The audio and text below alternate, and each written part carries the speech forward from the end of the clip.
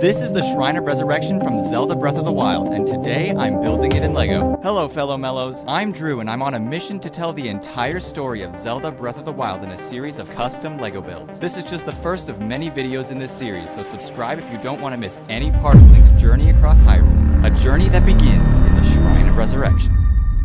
Following events unknown to him, Link, a young Hylian, lays motionless in what appears to be a sealed tomb. He has no memories of his past. The room is dark and quiet.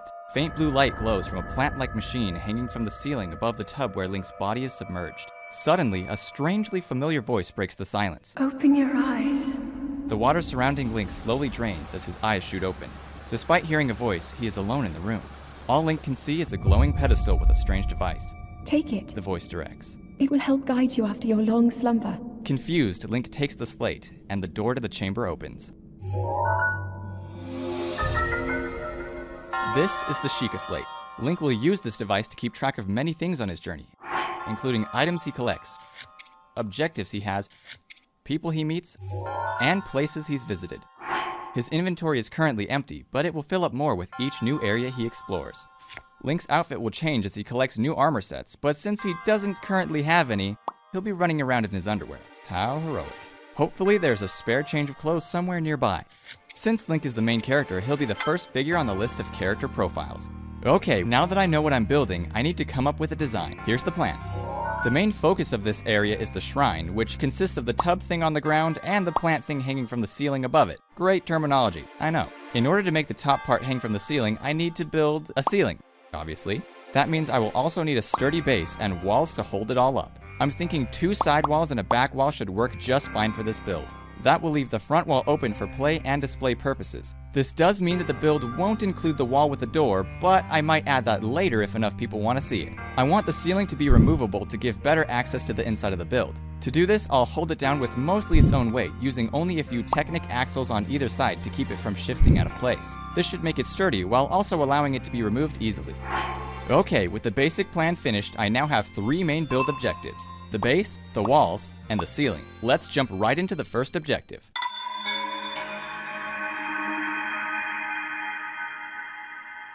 To build the base of the model, I'll start by making a Technic frame. I'll add Technic pins to attach the walls and Technic half pins to attach the floor. I will also smooth off the edges with a black border to make it more appealing. With the structure of the base complete, I can now move on to the more exciting details. To make the floor, I'll use a few large plates in light bluish gray. Next, I'll add a layer of tiles in dark bluish gray to give the floor a base color. Trying to keep it as accurate to the game as possible, I'll use a bunch of different tiles in dark tan to create the very squiggle designs on the floor. As you'll see throughout this video, the Sheikah really love their squiggles. Finally, I'll create bases for the 4 columns that will be added later. Now that the model has a floor, I can design one of the main features of this build, the Shrine Tub.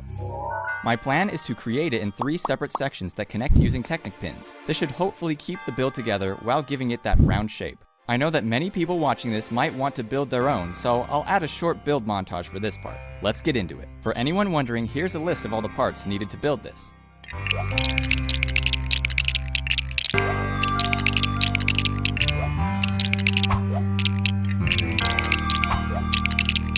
Now that the design for the base is complete, I can make some custom prints for this section of the model. Here's what they look like before being applied to the bricks. And here's what they look like on the model after combining the base, the floor, and the tub.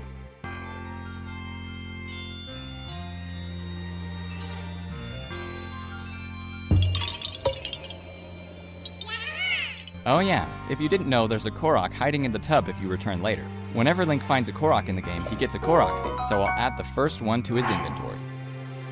Okay, with the first objective now complete, it's time to move on to the next one. I'll begin by building a base of dark bluish gray plates with a few other pieces too. This will be the part of the wall facing outwards, so I'll cover the bottom with black inverted tiles. Next, I'll create a Technic frame and connect it to the base. I'll then make another group of plates and tiles and connect it on top of the Technic frame. This will be the side of the wall facing the inside of the build, so I'll add a constellation pattern and some more squiggles. These are also based on specific patterns from the game. To be consistent with the base of the model, I'll add some black tiles to one side of the wall and black 1x2 cheese slopes on the other. Now that most of the wall is done, I'll flip it up on its side and cap the top with a group of plates and tiles. The round tiles indicate where the Technic pins will secure the ceiling to the wall. Using this same design, I was able to make another side wall, a back wall, and 2 corner walls. But before I connect them all, there's one more thing I need to make. The columns I mentioned earlier. The Shrine of Resurrection in the game has 4 large columns that help to hold up the ceiling. They are partially embedded in the walls, so I'll need to take that in consideration when making the design. My plan is to build the columns in 3 sections and connect them with a long Technic axle. To make them look half embedded in the walls, I'll make them half columns and connect them directly to the walls instead of the floor. Here's the top, middle, and bottom of the column. As you can see, it's only half, so it should work. Now I just need to connect the columns and then connect the walls. Finally, I can finish this section by designing the custom prints. Here's what they look like on their own. And here is what they look like on the model.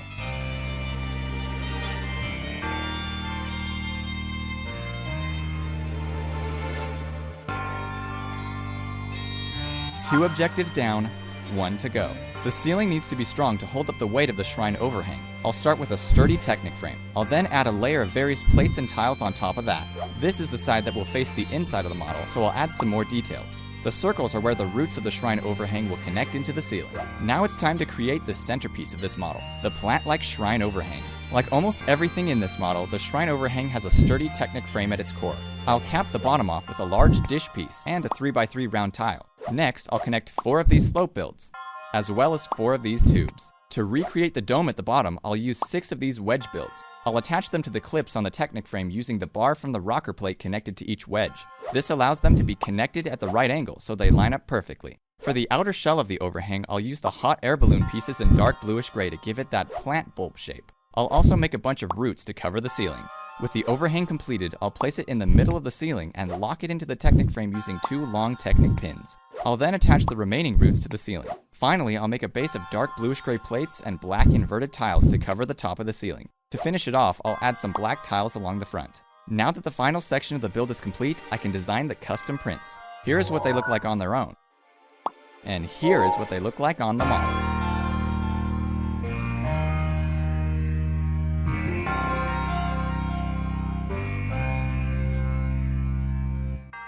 All 3 objectives have now been accomplished, so it's time to put them all together.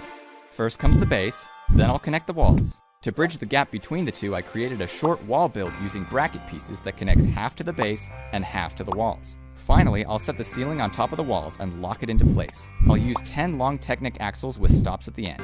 And with that, the first model in Link's journey is finished.